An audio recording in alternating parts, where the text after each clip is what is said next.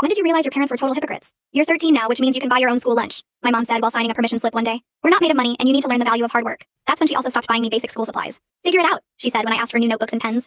Other kids your age have jobs, so maybe you should too. I felt confused and embarrassed asking teachers for extra supplies while my dad watched his expensive sports package that cost more per month than my entire school supply list. They'd just bought themselves a new 60-inch TV, but apparently couldn't afford a $5 pack of pencils. I started babysitting on weekends and walking dogs after school just to afford basic necessities like clothes and food. The humiliation of wearing jeans that were too short and shoes with holes burned in my chest, but I tried to act like everything was normal. Look at our little entrepreneur, Dad would joke when I came home exhausted from working. Maybe now you'll understand why we can't just hand you everything on a silver platter. I'd smile and nod while calculating in my head how to make $20 stretch for a week of lunches. By 14, they'd stopped buying me food entirely while ordering takeout for themselves 3 times a week. I'd come home starving to find them eating restaurant meals and empty cabinets. You could get a job at the grocery store and buy your own food like an adult, Mom would say, eating her Chinese takeout. The smell of their meals made my stomach ache, but I learned to stay in my room until they were done so I wouldn't have to watch them enjoy food I couldn't afford. I got better at managing money than my parents ever were because I had to make every dollar count. While they impulse bought gadgets and restaurant meals, I researched every purchase and found the best deals. I started a small business doing yard work and pet sitting that brought in decent money. The irony was that I had more financial discipline as a teenager than they did as adults, but they still mocked me for being poor when I wore thrift store clothes. It's embarrassing having a daughter who dresses like she's homeless, Mom said when I wore a secondhand dress to a family event. People are going to think we don't take care of you. I wanted to scream that they literally didn't take care of me and hadn't bought me clothes in 3 years. Dad would complain to his friends about how expensive kids were while I sat there knowing I'd been financially independent since middle school.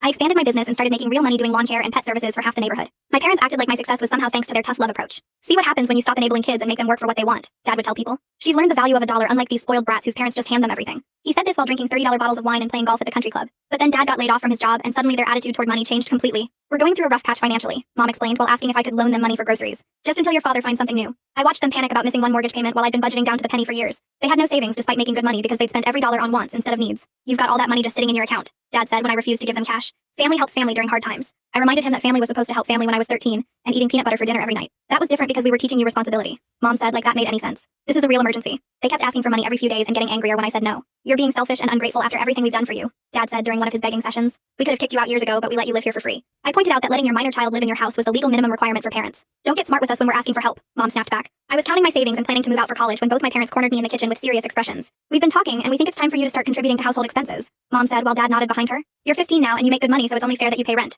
Dad stepped closer with a contract in his hands. $500 a month plus utilities, or you can find somewhere else to live. I stare at the contract Dad's holding, and my mind goes completely blank for a second. The paper has official-looking headers and lines for signatures. $500 a month plus utilities means I'd be paying nearly everything I earn, leaving almost nothing for food or emergencies. I did the math in my head fast. Between my lawn care business and the pet sitting, I bring in about $600 on a good month. Utilities in this house run at least another $150 during summer when they blast the air conditioning. That would leave me $50 for everything else. Food, clothes, school supplies, gas for the mower, everything. My parents are watching me like they expect me to just sign. Mom has her arms crossed and Dad's holding out a pen. I tell them I need time to think about it and retreat to my room before they can argue. Dad calls after me about being dramatic, but I close my door and lock it. My hands shake as I pull out my budget notebook and run the numbers, confirming what I already know. This would destroy everything I've built. I've been so careful with every dollar for 3 years. I have $2,000 saved up for emergencies and college application fees. If I paid them rent, that savings would be gone in 4 months, and I'd have nothing left over for the basics they stopped providing. I write out different scenarios, but they all end the same way. There's no version where this works without me going hungry or losing my business equipment. The notebook pages blur a little because my eyes are watering, but I'm not crying. I'm just mad and scared and trying to figure out what to do. That night, I lie awake researching on my phone whether parents can legally charge their minor child rent. The answers are confusing and vary by state, but most sources say parents have a duty to provide basic support until 18. Some forums have people saying their parents charge them rent as teenagers and it was fine.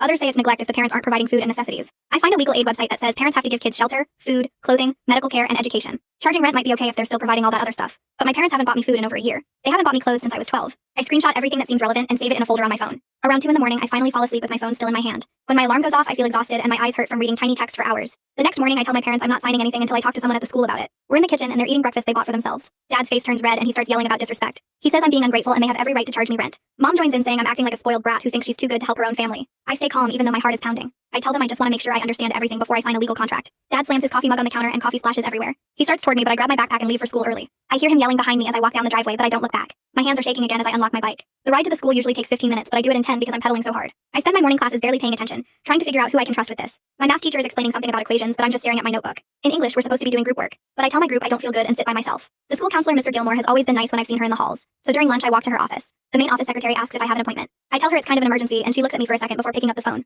5 minutes later, Mrs. Gilmore comes out and brings me into her office. She's probably in her 40s with gray hair, and she's wearing a cardigan even though it's warm. Her office has plants on the windowsill and motivational posters on the walls. Mrs. Gilmore listens to everything without interrupting, and when I finish, she looks genuinely concerned. I tell her about being 13 when they stopped buying lunch and supplies, about working since middle school to afford food and clothes, about them ordering takeout while I ate peanut butter, about the locked pantry and the contract Dad wants me to sign. She writes things down in a notebook and nods. When I'm done talking, she asks if I feel safe at home and whether my parents have ever been physically violent, which they haven't. She asks if they've ever hit me or threatened to hurt me. I tell her no, they've never done that. They just stopped taking care of me financially, and now they want me to pay them. Mrs. Gilmore's expression gets more serious and she taps her pen on the desk. She explains that while she's not a lawyer, charging rent to a minor raises serious questions about parental obligations. She says parents are supposed to provide basic necessities until their kids turn 18. If they're charging rent but not providing food or clothes, that could be considered neglect. She opens a drawer and pulls out some pamphlets about free legal aid services. She asks if I'd be comfortable with her making some calls to get me connected with someone who can give real legal advice. I tell her yes, please. I need help figuring this out. Mrs. Gilmore picks up her phone and steps outside for a minute. Through the window in her door, I can see her talking to someone and writing things down. When she comes back, she tells me she left a message with legal aid, and they should call back within a day or two. I agree and feel this huge weight lift just from telling someone the truth. For 3 years, I've been handling everything alone and pretending it was normal. Having an adult actually listen and take me seriously makes me want to cry, but I hold it together.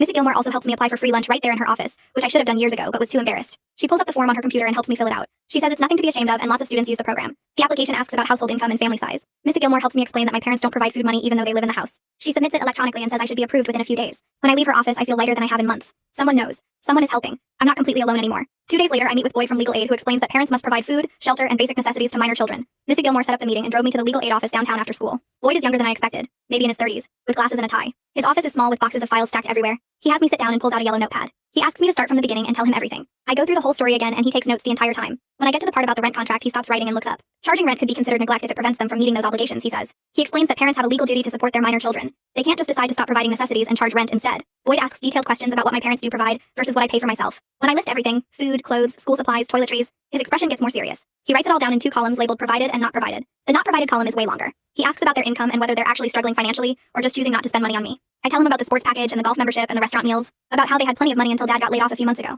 Boyd nods and keeps writing. He asks if I have any proof of what I'm telling him. I show him the screenshots from my phone of their takeout orders piled up in the trash while my cabinets were empty. Photos of the locked pantry.